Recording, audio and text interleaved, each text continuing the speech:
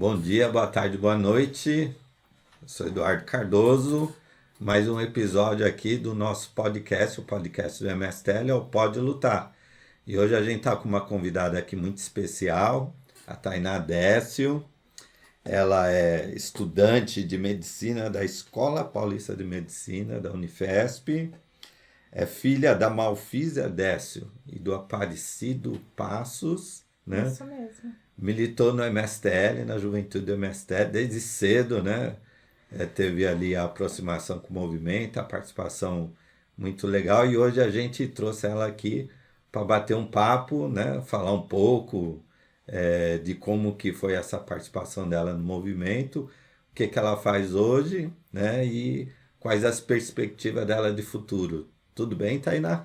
Tudo bem? Oi, gente. Eduardo já falou um pouco de mim, sou uma carinha um pouco conhecida no projeto. Eu tô no 4º ano de medicina, indo pro 5º, últimas semanas.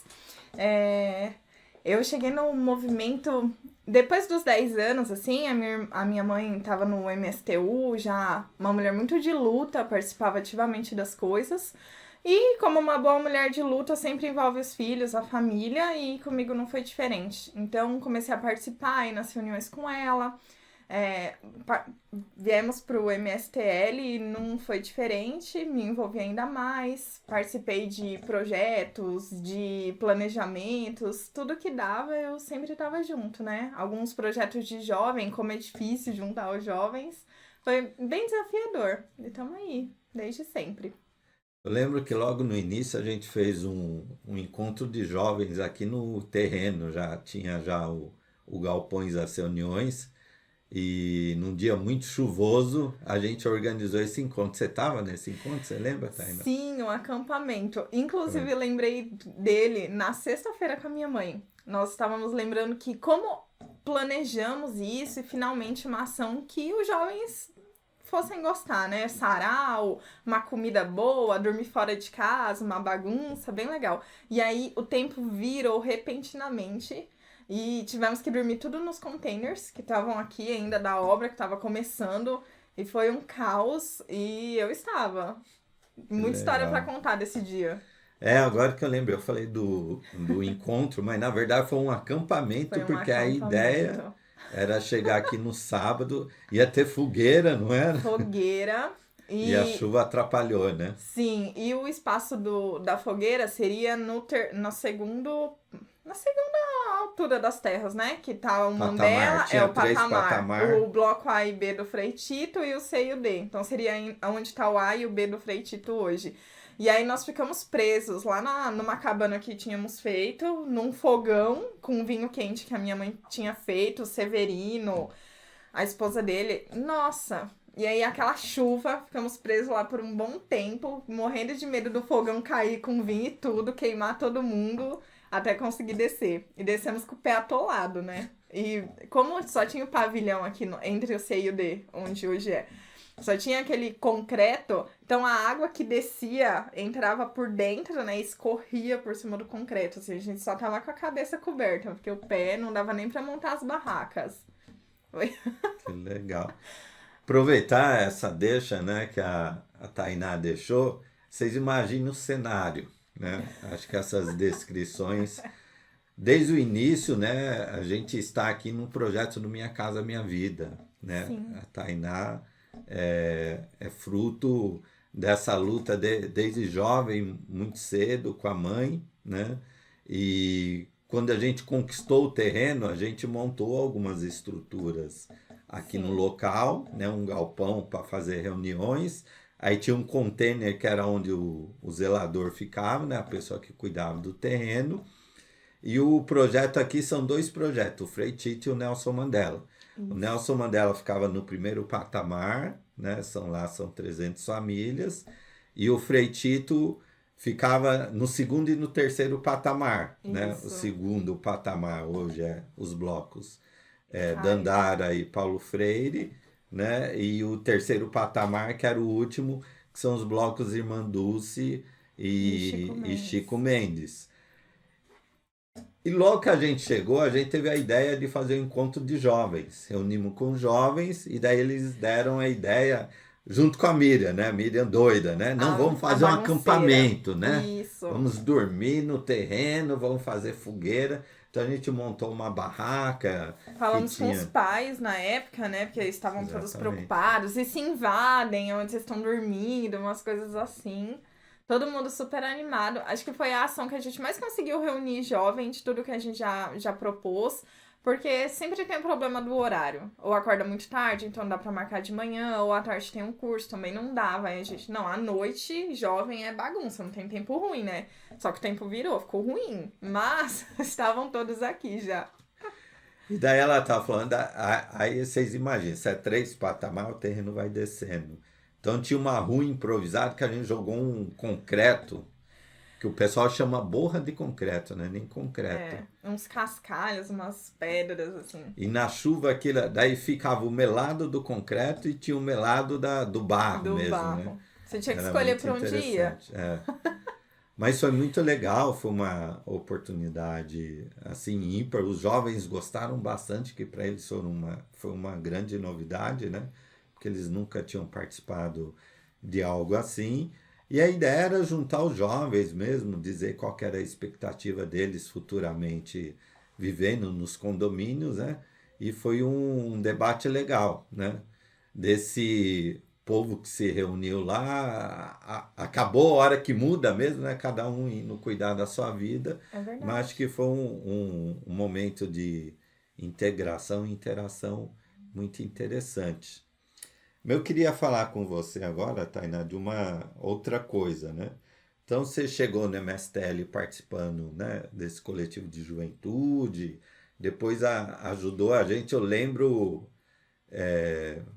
de como a gente já te via como uma militante e, e uma mulher, vamos dizer assim, muito inteligente. E o movimento MSL se desafiou a ter um projeto político pedagógico, né? Coisa que grandes empresas, movimentos grandes trabalham para que crie uma diretriz de atuação, de futuro para o movimento e a gente intercalou em convidar as pessoas que pensavam em todo o nosso projeto social, mulheres, jovens, né? E eu lembro que a gente convidou os negros e os deficientes também. E você ajudou a pensar todo o projeto político-pedagógico do movimento no todo e ajudou também de pensar o que o jovem esperava do movimento, né? Do MSTL, muito mais do que dos condomínios, né? Tem alguma coisa dessa experiência que você queria resgatar, que você queria falar? Como foi para você participar? Acho que na época você devia ter 15, 16 anos, né? Por De aí. uma discussão política que, assim, para alguns adultos é algo bastante denso, né? Algo bastante Sim. desafiador pensar, né? Como que foi para você, né? Você lembra de algum detalhe? Eu lembro que na época você se desenrolou bem. Eu consegui, né, desenrolar bem. Mas você já usou a palavra, que é desafiador. Primeiro, uma honra de ter sido convidada para isso. E também uma pauta da minha vida que é saber no que eu me envolvo. Não é só levantar a bandeira, é tentar entender como as coisas funcionam. Eu gosto do making off. Eu gosto de ver como foi o planejamento, cuidar do evento, sabe? Não só da hora de brilhar em si. Então, pra mim foi desafiador porque eram cabeças, grandes cabeças assim, que muitos anos de luta, muita experiência pra contar, até em outros países. E aí, meu Deus, como eu vou colaborar, né? E aí eu percebi que era mais de o atual. Será que funcionaria essa ideia que você carrega, né? Será que agora daria certo? Não era melhor ser um pouco mais virtual? Então, eu lembro de dar mais opinião sobre isso e não faltar em nenhuma. E vou deixar aqui registrado que era aos sábados pela manhã, sábados seguidos. É verdade. Para um jovem é bem desafiador, né? E aí eram horas seguidas de reunião, mas o grupo me acolheu muito bem. Então eu me sentia muito bem lá. Fazia parte e eu adorei, sério. Legal.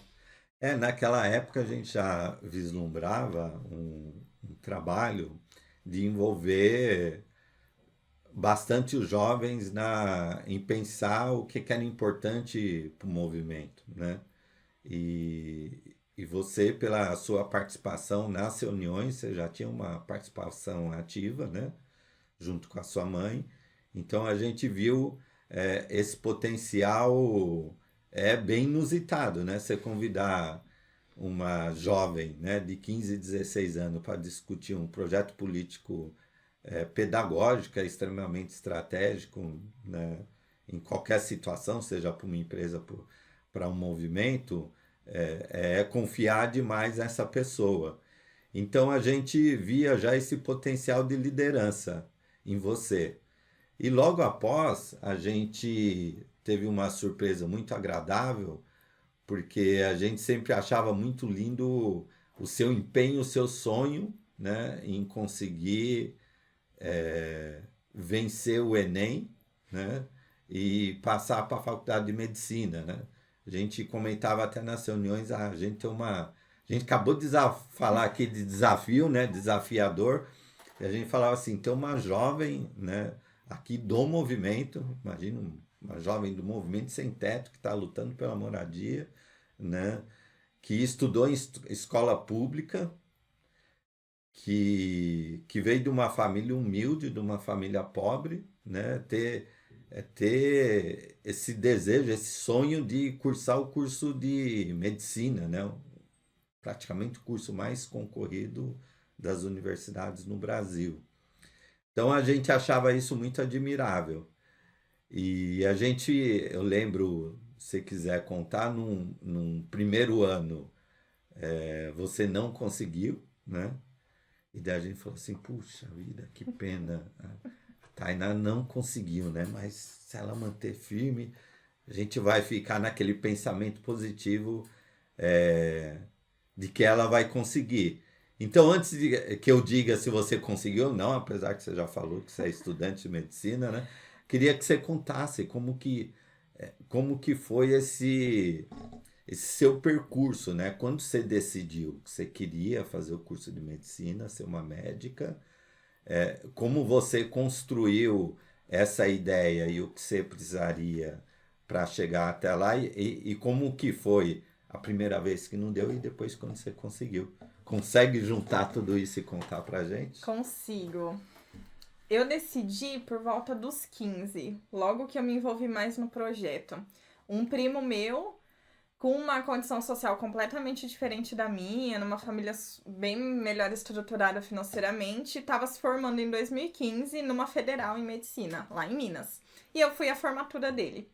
A minha tia, mãe dele, sempre brincava comigo. Você vai fazer medicina e seu primeiro salário vai ser meu. E ria da minha cara. E eu, claro que não. Claro que não. Eu gosto de arquitetura. Eu realmente gosto de design de interior, tal. Eu nem... Não vou. E aí, na formatura que eu tive mais contato com esse meu primo, ele contou pra mim como eram essas coisas. Isso me encantou demais. Logo que eu voltei de Minas, meu pai adoeceu. E aí nós ficamos numa peregrinação por 41 dias no Hospital Anchieta, aqui de São Bernardo. E aí todo dia eu ia com a minha mãe, todo dia. 21 dias na UTI, mais 20 na enfermaria. E eu comecei a gostar da rotina. Eu percebi que, apesar da situação do meu pai, que era o que mais me preocupava na época, eu gostei da rotina do hospital. E eu fui me encantando cada vez mais por isso. E a gente realmente se apaixona pelo que você gosta de fazer, pela rotina que você gosta. E essa foi a minha.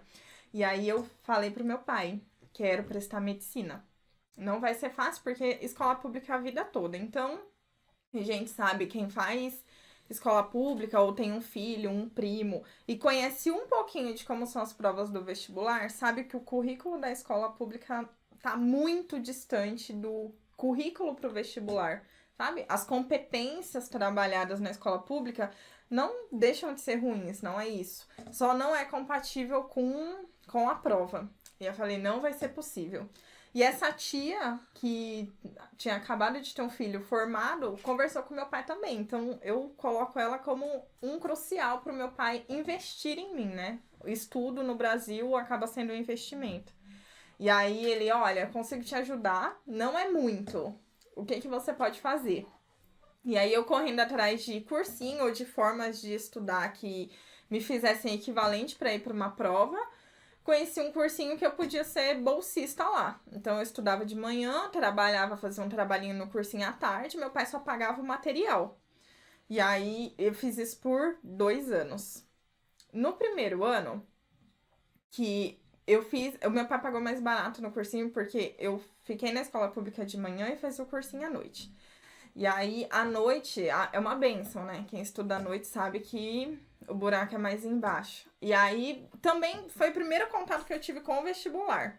Desenvolvi gastrite nervosa, ficava ansiosa. Foi, assim, um caos, sabe? Não tinha maturidade para enfrentar, não. Mas fui com a cara e com a coragem. Vi o quanto eu tava longe. Porque a hora que você faz a prova, você realmente se dá conta de, meu Deus, como eu tô longe. E aí, voltei.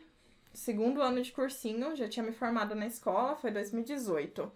Fiquei quase, muito perto, muito perto. E aí meu pai falou assim, você realmente quer isso? Se a gente continuar na estrutura que nós estamos, com você me ajudando, né, a pagar menos, a gente consegue te manter e se é o seu sonho, a gente vai pra frente. E a minha mãezinha, todo dia fazendo marmita, chegava em uma graça, sabe? Então o apoio da minha família foi essencial. E aí, em 2019, que eu prestei terceiro ano de cursinho, eu consegui passar. Não só em uma, mas em 4 universidades públicas. A gente brinca que no vestibular, quando você tá pronto pra uma, você tá pronta pra todas. É difícil vir uma aprovação no vestibular sozinha. Porque as provas são muito parecidas, o esquema é muito parecido, as notas são parecidas, então acaba vindo um monte. E aí começou outro surto na minha vida, que foi: você é baixa renda. Como você se mantém em outro lugar? Porque a primeira que eu passei foi na USP de Bauru. Não era aqui em Pinheiros, em São Paulo. E aí a minha família chorava. Era assim, a gente brinca que cada olho chorava por um motivo. Um chorava porque, graças a Deus, ela passou, que vitória, que bom. E aí o outro de, meu Deus, e agora? Né? Um desespero. E também o apartamento tava para sair. Eu passei no comecinho de 2020, os apartamentos já estavam prontos, só esperando umas burocracias, a Enel vir, essas coisas. E aí a minha mãe ficou, agora que saiu meu tão sonhado apartamento, né? Depois de 10 anos de luta da minha mãe, vindo em reunião, muita passeata na Paulista, indo pra tudo que é lugar. E aí a gente não sabia se conseguiria manter 2 casas, né? Que seria o novo apartamento e a minha vida em outra cidade. E aí, uma semana depois, saiu o Unifesp. Que depois que você passa no vestibular, todo mundo fala Unifesp, né? E aí você descobre que teve uma briga política aí um pouco mais pra trás. E aí, a Escola Paulista de Medicina da Unifesp, né? É como se fosse uma faculdade que foi englobada, entendeu? Parte. Mais ou menos isso. E aí, foi a melhor coisa da vida, assim. Aí a gente conseguiu realmente comemorar isso, sabe? Uma semana depois. E não que a gente desacreditasse, não era isso, mas parecia tão distante, uma conquista tão longe de possível. E a hora que ela veio, gente, realmente, quando se sonha e se mantém firme no propósito, não foi no primeiro ano, não foi no segundo. E eu não abaixei a cabeça. Da mesma forma que a minha mãe ficou por 10 anos sem abaixar a cabeça, esperando a casa dela vir. Então, acho que além de luta, de querer, a perseverança, a resiliência foram essenciais para conseguir. Que maravilha. E como que tá sendo lá agora? Porque eu acho que é 2 desafios, né, para o estudante de baixa renda que vai para medicina, mesmo na pública, porque tem muito equipamento, tem muitas coisas que para transcorrer do curso, a pessoa Sim. precisa ir comprando, né? E eu tô falando assim de orelhada, sem entender muito. Como que foi isso? É verdade isso mesmo? É mito? Ou também teve uma luta econômica para fazer para conseguir cursar? Porque não é só passar, né? Olha, é luta atrás de luta. A gente brinca, né? Os livros, né? Os livros, graças a Deus, a gente tá numa era mais tecnológica. E a pandemia ajudou nisso. Tem algumas coisas que a pandemia ajudou, né? Vamos reconhecer. Uma delas foi livro em PDF. Ou doação de livro. Eu recebi doações e doações de livros porque as pessoas vão passando de uma para outra e vai acontecendo, sabe? Então, com material, eu não tive gastos. Mas o estetoscópio, sim. Jaleco, sim. E ainda tem que bordar o nome, essas coisas. E o principal, eu diria que é o manter o dia a dia. Porque, mesmo sendo na cidade de São Paulo, hoje de carro são 22 quilômetros para chegar até lá. É uma viagem, 22 de volta. Transporte público é muito ruim. Do ABC no geral para chegar na capital São Paulo. A gente não tem trem, São Bernardo não tem trem. Não tem metrô, que seria o ideal, digamos, em velocidade. Então, saindo de casa hoje, eu precisaria de 3 conduções. Sendo um ônibus, um trólebus e um metrô. E eu gastava 1h30 indo e 1h30 voltando. Então, esse desgaste de ir e voltar é enorme. E aí me perguntam, mas por que você não mora tão perto, né? Faculdades ficam em grandes centros. E essa não é diferente. O campus São Paulo da Unifesp fica na Vila Clementino, pertinho do Ibirapuera. Então, um apartamento semelhante ao que a gente tem, 55 metros quadrados, 2 quartos, o básico, um apartamento básico, é um aluguel de R$3.000. Além condomínio, não sei o que, sabe? É incompatível com a vida. Então, a gente não dá pra morar lá perto. Você vai ter que fazer o corre de ir e voltar. E eu faço esse corre. A alimentação lá é um monte de hospital e tem muito médico, então as coisas também não são baratas. Então eu saio de casa com as marmitinhas tudo do dia pra não gastar. Então eu acho que o material é um ponto, mas não é só. E também é um curso que a pessoa fala, e você já tá dando estágio? Aí eu explico, não, medicina você não dá estágio, você dá plantão. E é depois do CRM. Então são 6 anos sem ganhar. Não é que nem enfermagem, biomedicina, que dá pra fazer uns trabalhos à parte, né? Farmácia trabalha e a gente não consegue. Mas trabalhamos de graça, assim, a gente brinca no sistema. Porque a gente aprende a ser médico sendo médico, né? Então a gente atende, ou atende sozinho, ou atende com residente, atende com professor. E aí vai aprendendo. Então a gente vai trabalhando ao longo do curso, mas não recebe efetivamente. Então é um desafio. Como eu já tinha um gasto pré-determinado antes com o cursinho, ele foi remanejado para a faculdade. E aí também tem algumas boas oportunidades de conseguir bolsa. Então eu já consegui a 2ª bolsa, tô tentando uma 3ª para ir ajudando também a diminuir os custos. Mas também tudo que tem bolsa é um projeto, então você vai gastar mais tempo com ele também. É mais responsabilidade para ter um dinheiro a mais. Então, planejando. É uma luta. A luta diária. Continua. A luta continua. O jargão famoso do movimento na faculdade, na universidade, acabou se estendendo. Eu sei mais ou menos a historinha, né? Até para conhecer ela um pouco melhor, a gente sabe que medicina tem várias especialidades, né? Tem alguns alunos, com certeza, acho que você tem uma convivência, consegue dizer melhor sobre isso. Acho que a grande maioria já vai decidido por uma área, né? Mas acho que deve ter outros que cursa para decidir ali. Com você, como que é? Quando você decidiu ser médica, né? Teve alguma área que você tinha preferência? Nesses anos que você está lá já, qual foi sua ideia? Manter a mesma? Teve alguma outra que te chamou a atenção, que te apaixonou? E como que você tá? Você já decidiu? Vou fazer uma explicação básica antes, que o pessoal pergunta, eu vou me formar no quê, né? E aí eu explico, medicina são 6 anos. E aí eu me formo como uma médica generalista, certo? Posso atuar em UBS, posso dar plantão, porta de IPS, essas coisas.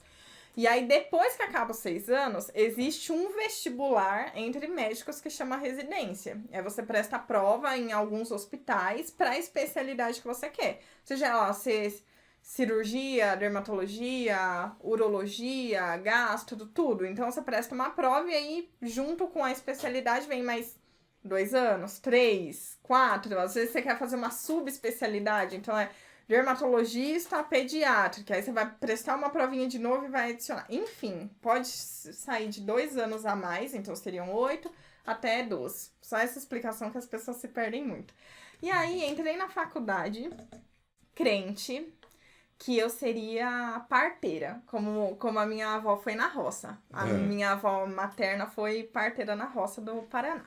E aí a minha mãe, ela me contava altas histórias, assim, de como foi isso, como foi aquilo. As minhas tias também, sabe? Sempre encantadas com a minha avó e com o quanto ela foi pra frente no seu tempo. E eu, nossa, vou ser parteira, com certeza. Entrei, assim, crente.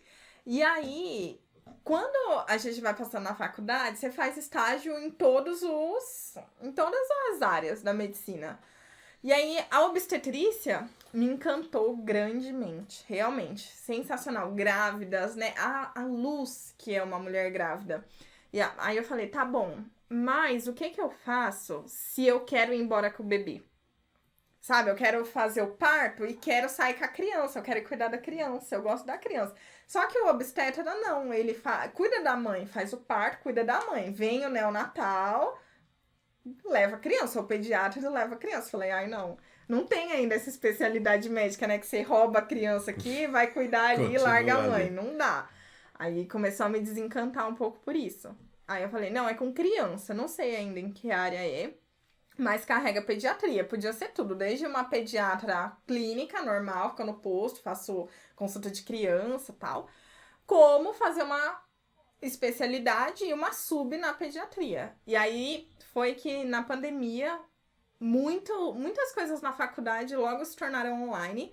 E aí, gente, coisa online, você sai de uma, entra na outra, né? Enquanto você come, você participa de um monte de coisa. Aí eu conheci muita coisa. Entre elas, a cirurgia pediátrica.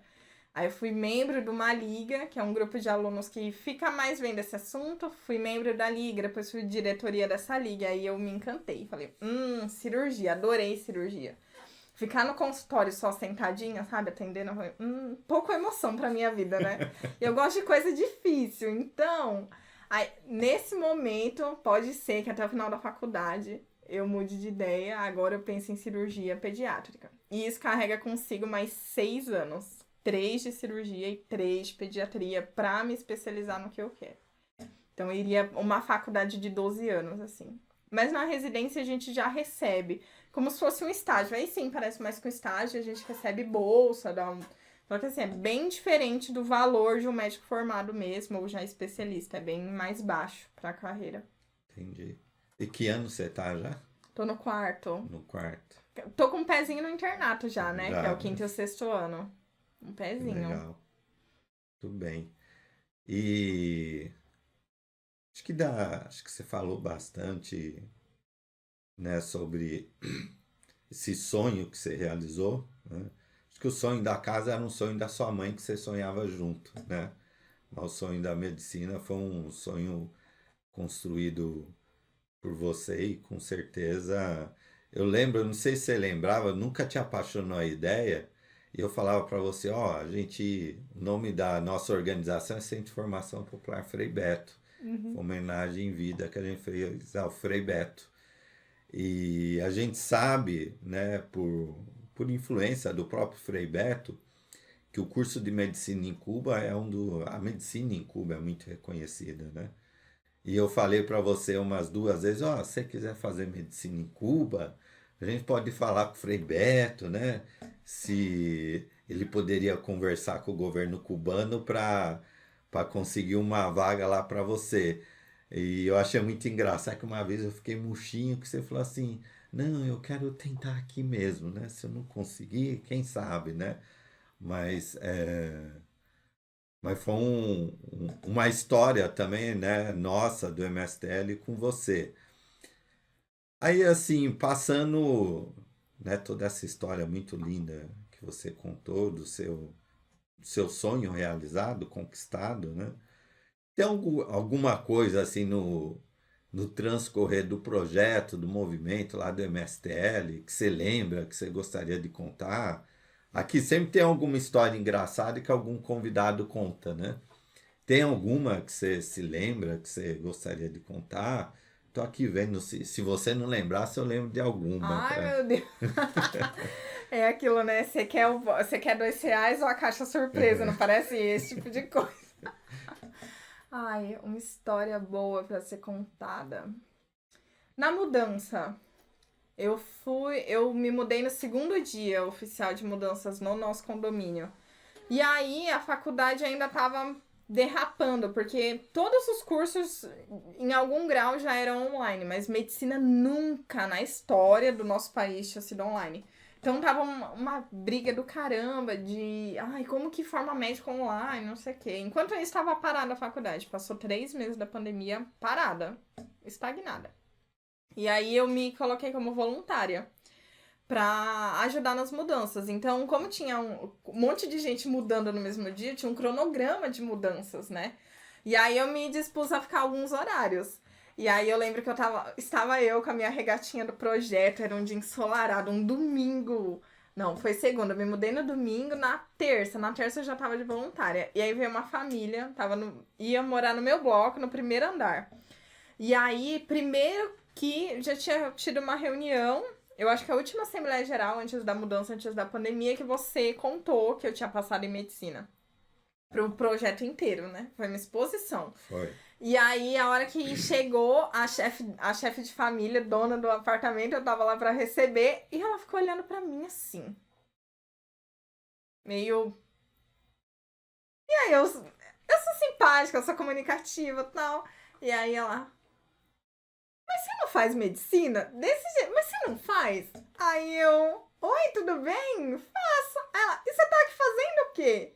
Tipo, acho que tem muito essa cabeça de elitismo, né, na medicina. Então, você é médico ou estuda, você não vai se envolver com coisa voluntária, com gente humilde, não vai fazer nada, né? Sendo que eu sou gente humilde e voluntária 1000 vezes na faculdade. E aí, eu fiquei inconformada. Eu voltei pra casa nesse dia. Gente, que imagem eu tô passando pras pessoas, né? Tipo, e aí Você eu vi que, elitizou, né? eu mal tinha passado. Era um Zé Ninguém na pandemia, né? Uma caloura, não tinha tido uma aula de anatomia, não sabia nada. E aí as pessoas já tinham mudado o olhar. Eu voltei pra casa muito encucada. Eu voltei assim, do jeito que eu tô agora, sabe? Essa cara de inconformada. Contei pra minha mãe. E aí hoje, quando encontram com a minha mãe, porque eu mal apareço por aqui, aí falam pra... Ah, você que é a mãe da médica, né? Ah, e a médica? Tá bom, não tem mais nome. É, Meu Deus, que imagem eu tô passando pras pessoas. é o tal do preconceito ao contrário, né? É verdade. Queria aproveitar essa deixa que você deu. A gente sabe que o curso de medicina é predominantemente composto por estudantes brancos, né? É um brancos e ricos, né? Porque mesmo na escola pública, para você conseguir passar num vestibular, num curso de medicina, é muito difícil para quem veio da escola pública. Então, assim, é uma profissão de brancos. E eu estou aproveitando essa deixa que a gente está em novembro, no mês da consciência negra, né? E você é uma estudante de medicina que veio da escola pública, de uma família pobre e negra, né? Pode. Tem gente que gosta de fazer um estereótipo de negro também, mas ou é branco ou é negro, né? Não tem Uhum. muita diferença. Ou é mais branco ou é A menos gente negro, brinca que tem pelo né? menos 50 tons de negro, né? Sim, É sim. uma paleta de negro. Como que é isso lá, né? É claro que a hora que você se junta ali na turma, com certeza deve ser bem recebido, né? Mas como que é essa convivência? Você vê que tem alguma forma de... O pensamento é diferente, como é diferente, tem esse tipo de... Vamos dizer, tem um certo racismo enrustido que em vários locais da sociedade tem aquele negócio, não, aqui ninguém é racista, mas tem algumas Aham. atitudes racista, né? Como foi para você? Como que é o cenário lá? É isso mesmo? A maioria são brancos, tal? Como tá o curso médico hoje? Tá escurecendo. Mas, pensando em 50 tons de negro, a maioria é do meu tom, que não é negro, negro, negro, né? É aquela... Então fica uma mistura de branco, pardo, negros claros, assim. É difícil você ver um negro. É muito difícil. Com aquela família toda negra. Porque eu já sou miscigenada, né? Minha mãe é branca, meu pai é bem negro. E aí, a maioria é mais ou menos assim. E a minha turma na faculdade foi a primeira com 50% da turma é cota. Eu acho, se eu não me engano, é a primeira na Unifesp da medicina que 50%. Só que dentro das cotas não tem só pretos, pardos e indígenas. Não tem. Então tem a galera que só é só. É baixa renda, tem gente que é tudo, tem gente que é só escola pública. Então acaba dando uma clareada aí também, tá? Mais ou menos. Mas vem vindo se ocupando lugares. A diferença tá na hora de comprar um lanche, tá na hora de chegar, morar perto da faculdade, porque aí você não vê a diferença pela cor, não é essa discriminação, mas a renda eu sinto, né? Eu sinto que é pior do que a cor. Então, é aquilo que mora na esquina da faculdade. Aí você pega o elevador, em 2 minutos você está na faculdade. Eu saí de casa 1h30 antes, sabe? Você vai pegando umas coisas assim. E aí não tem tempo de praticar esporte, porque a atlética da faculdade faz treino no horário do almoço, faz treino à noite, tem treino na faculdade que começa às 8 e acaba às 10. Às 8 eu tô chegando na minha casa, pelo amor de Deus, né? Se eu ficar lá até às 10, que será de mim? Então, tem umas coisas assim que ainda limitam, porque tem uma parcela boa, uma grande parcela que tem condição de manter esses horários, fazer essas coisas. Então, você percebe por aí. Mas no tratamento entre as pessoas, eu não sinto tanto. Até porque também, como o Unifesp é um centro de referência nacional, vem muita pessoa estudar aqui de outros estados, de outras regiões. Então, muito sotaque nordestino, nortista. Do sul aparece alguns, mas sul é mais, né? Eles mesmos se isolam um pouco. Então, acaba dando uma miscigenada. Mas a galera velha, vanguardista, ainda não bateu as botas, né? Estão tudo aí. Então, vira e mexe, a gente ouve umas coisas e a gente nem discute. Mas a gente ouve de, por exemplo... Como você passa numa faculdade se você não consegue morar do lado? Pra ficar mais fácil. Então, sabe aquilo que você fica, gente? Meu Deus. É aquela pausa dramática. Ou de que absurdo que é cotas. Vai diminuir a qualidade do curso.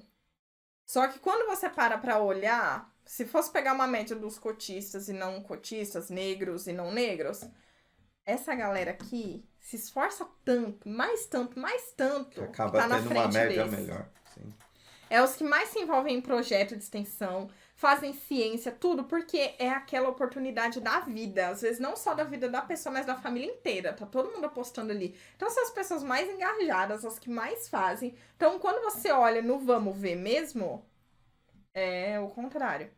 E aí agora tá rolando uma discussão bem boa mesmo, que é cotas na residência médica.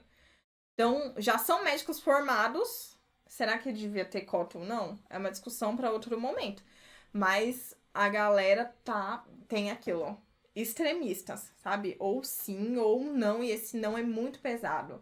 De achar que o médico formado, ou porque a família é humilde, porque ele é negro, não vai ter capacidade de ser o mesmo médico que o outro. Só que aí tem que olhar todo um contexto, né? Com certeza o médico que leva 3 horas de transporte todo dia, que não come tão bem assim, que tem uma família pra sustentar, sabe? Esperando esse CRM pra ir trabalhar, não sei o quê. Com certeza não vai conseguir começar a fazer cursinho, porque existe um grande mercado agora pra fazer cursinho pra residência. E esses cursinhos custam em média 13 mil reais. Então pensa manter Já alguém é fazendo. excludente, né? Já faz. já tá fazendo medicina, já tá ralando pra tentar se manter no curso e ainda arcar com isso. Tem família muito bem de vida, que tá mantendo um filho do lado da faculdade, tem o dinheiro pra... Então, concordo que a hora que a gente se formar, quem começou a fazer cursinho no 4º ano, no 5º ano, no 6º ano, tá muito na frente. Tá muito. E aí é uma grande discussão essa. Mas aí você percebe no dia a dia. E quem define? Precisa ter uma lei específica ou é a faculdade que define? Já saiu uma lei e já foi discutido isso em outros âmbitos. Já foi aprovada a lei, já deveria estar no edital desse ano. E aí a Unifesp deu uma disfarçada, não colocou no edital, o edital já estava pronto, divulgado. Aí vieram bater na porta de, vocês não colocaram. Eles, foi mal, já chegou em tanta gente. Ano que vem a gente coloca, entendeu? Ficou assim. Então, mesmo com a coisa aprovada, tá tendo uma resistência. É uma forma de... Querendo ou não, uma forma de... Não diria racismo, que acho que seria uma palavra muito pesada, mas de manutenção de privilégio. Isso com certeza, né? Porque tem áreas acadêmicas que tem uma... que eu chamo de elite, que é as pessoas que têm um privilégio e não quer... se ela tem um privilégio, assim, eu tenho dinheiro, eu pago, e daí vai ter um sistema que assim, não, mas espera aí, não é só quem tem dinheiro. As pessoas que não têm dinheiro também vão ter oportunidade. Então elas não querem perder esse privilégio, né? Então, às vezes até a própria instituição, eu vivi isso também. Eu estudei ciências biológicas na Metodista. Eu trabalhava e pagava, mas era uma faculdade de excelência nas ciências biológicas. E eu lembro que eu comecei a estudar em 2001, em 2002 surgiu, né, o Enem, surgiu as cotas, e eu lembro que a principal professora da área de pedagogia da faculdade criticava, que falava que a qualidade do ensino ia cair e tal. E às vezes eu ia nos debates com ela na sala de aula, ela falava assim, não, você fala isso porque você é petista, isso é coisa do PT. Aí eu falava assim, não, eu acho que é porque a gente tem que dar oportunidade para as pessoas. E daí, se a escola pública não supriu o que a pessoa precisava, então a universidade tem que se virar e suprir. Mas essas pessoas não podem deixar de ter oportunidade. E eu lembro que num evento acadêmico que teve, que era de feiras, e tinha muitos debates, eu lembro que eu estava num debate, não é, sobre cotas, e eu até achei estranho que ela estava no debate, né? E ela viu que eu estava, ela fez questão de citar, de falar que quando iniciou as cotas e a entrada na universidade via nota no Enem, ela era crítica, mas após anos ela tinha percebido que assim, que esses alunos que vinham da cota e do Enem tinham um rendimento melhor do que os alunos que vinham das escolas privadas, e ela, como uma cientista, como uma analista de dados reais, ela tinha que reconhecer, né, que ela estava errada, né? Que ela tinha que admitir que assim as pessoas conseguiam superar as deficiências que elas chegavam de outros públicos na boa vontade, que foi um pouco que isso que você falou. Mas tem esse, de quem já está na estrutura, a estrutura acima mesmo, né? De coordenação, de diretoria dos cursos, às vezes tem esse preconceito, achando, não, vai cair a qualidade dos cursos, né? E às vezes assim, não, a força de vontade supera o conhecimento menor ou maior que alguém tenha, né? Então acho que seu exemplo aqui caiu bem dentro desse contexto que já acho que mesmo após, né, os cotistas, as pessoas que entram nas diversas universidades públicas ou não através de notas no Enem, já provou que assim conseguem superar, né, as deficiências que elas tiveram e outros não tiveram, mas mesmo assim ainda tem o preconceito, né? Se para quem é difícil, valoriza muito mais a hora que tá lá. Então, nossa, valoriza muito mais. Você me fez lembrar de duas situações. Primeira, a minha irmã é negra também, fez metodista também, fez administração lá na década de 2000. Mas ela foi bolsista porque ela arrasou na prova da metodista. Arrasou, assim. Vou até deixar uma homenagem porque a bicha é boa. E aí, eu, criança, devia ter uns 6, 7 anos assim. E aí ela passou, só tinha que arcar com a condução, que na época era menos de R$ 1, né? O dinheiro valia mais. E aí ela quase desistiu da faculdade, mesmo com bolsa e lutando da maior forma, porque ela sofreu um bullying absurdo, de ser chamada até de macaca, sabe? Porque ela era uma mulher negra e absurdamente inteligente. E todos aqueles pais, aqueles filhinhos de papai que estavam lá, pagos, sabe? Vai fazer a administração para cuidar da empresa da família, sabe? Era mais ou menos isso. A maioria lá não lidavam com isso. Porque as notas delas eram ótimas, tudo era. Enfim, quase desistiu e guerreira demais de não ter baixado a cabeça. E a segunda coisa é. A gente tem essa sensação, né, de perder qualidade, não sei o quê. E em São Paulo, se vê como um grande centro formador de pessoas inteligentes, não sei o quê, não sei o quê. E aí, quando vem um nordestino ou um nortista, na faculdade, já conheci vários, eles são de 10-0 num paulistano, eu juro. E aí eles falam assim, vocês já fizeram intercâmbio? Conhece você? Oi, tudo bem? Então, já fez intercâmbio? Como que é seu inglês? E começa a conversar com você em inglês. E aí, quando você fala pra ele, não, peraí, sabe? Eu mesmo, inglês, um básico do básico do básico. E aí eles, não, é porque a gente ouve tanto de São Paulo, então eles já vêm tão esforçados pra cá que passa na frente de quem tá aqui, sabe? É um exemplo de não tem nada a ver. Abrir espaço pra quem tem menos condição. Seja, não só financeiramente, né? Mas geográfica nesse caso. As pessoas vão com muito mais gana e vontade de fazer. É incrível. É incrível. É um exemplo importante para a gente observar. Mas que maravilha, o bate-papo tá bom, né? Técnica, quanto tempo aí a gente já tá tendo de bate-papo aqui? 50 minutos. 50 minutos, tá Socorro. vendo? Que tempão. Mas eu queria te perguntar, você queria deixar alguma mensagem? Eu, assim, no nosso bate-papo, e te conhecendo já, conhecendo a sua história, é uma história de luta, né? Seja da moradia, né?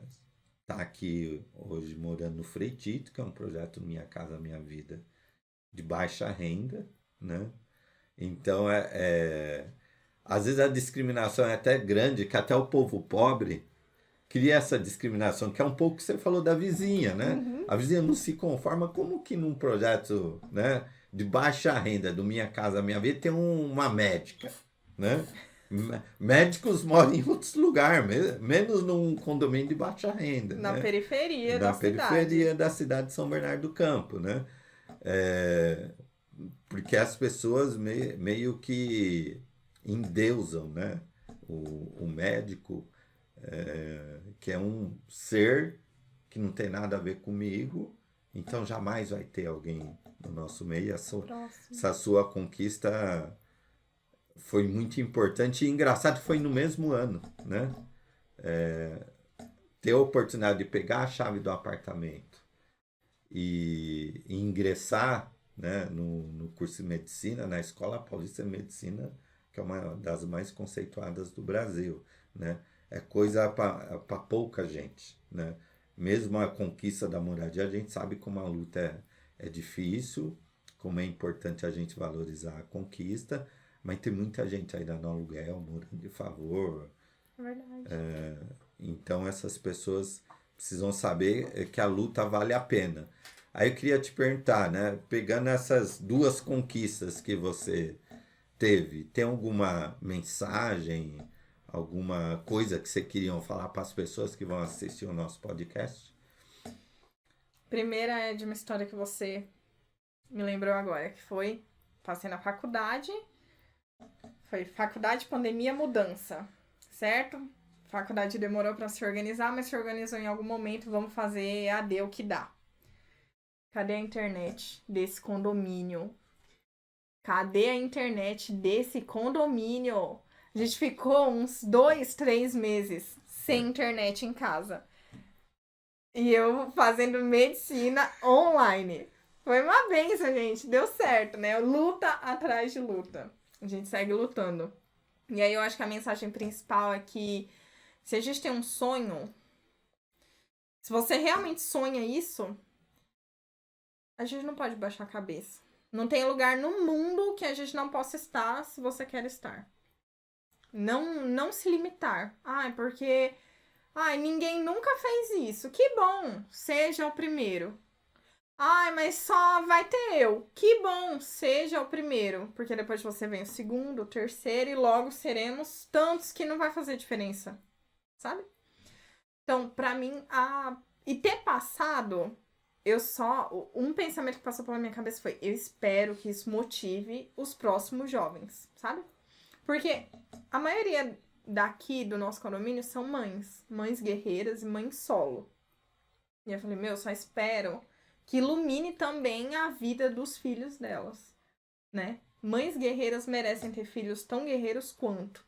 E aí eu tentei ao máximo ser tão guerreira como a minha mãe. E não baixar a cabeça pra nada. Então não há lugar no mundo que a gente não possa estar, nem conquistar. Mas tem que ter jogo de cintura, não é fácil não. Mas dá, a gente chega. Tudo bem. Parabéns, Tainá. Estamos concluindo aqui o nosso bate-papo hoje no Pode Lutar, com a nossa convidada Tainá Décio, estudante de medicina na Escola Paulista de Medicina. É o programa Edu na Comunidade, conversando com as pessoas para que elas contem a sua história de luta, a sua história de conquista, a sua história como ser humano, porque todo ser humano tem uma história muito bonita para a gente conhecer, e na comunidade é mais bonito ainda você contar a história das pessoas, porque principalmente as que conseguem vencer um obstáculo acabam sendo um exemplo para que todos entendam e compreendam essa mensagem maravilhosa que a Tainá deixou para concluir o nosso podcast. Todos nós podemos, basta acreditar, ter perseverança, força de vontade e se desafiar a conquistar. Então, você que nos acompanhou aqui hoje, a gente agradece. Se gostou do bate-papo, da história da Tainá, curte, compartilha, comente, né? Por favor. Deixa o seu comentário lá. Se está gostando do nosso podcast, ativa lá o sininho, que assim que tiver um novo episódio, uma nova novidade é bom, né? Ainda vou aprendendo com esse negócio, né? Assim que tiver novidades, você ficará sabendo. Agradeço aí a participação de todos e todas. Sou Eduardo Cardoso. Este é o programa Pode Lutar, o podcast do MSTL. E vem você para a luta também. Vem conhecer a nossa comunidade, vem participar da nossa luta. É na luta popular construindo o bem viver.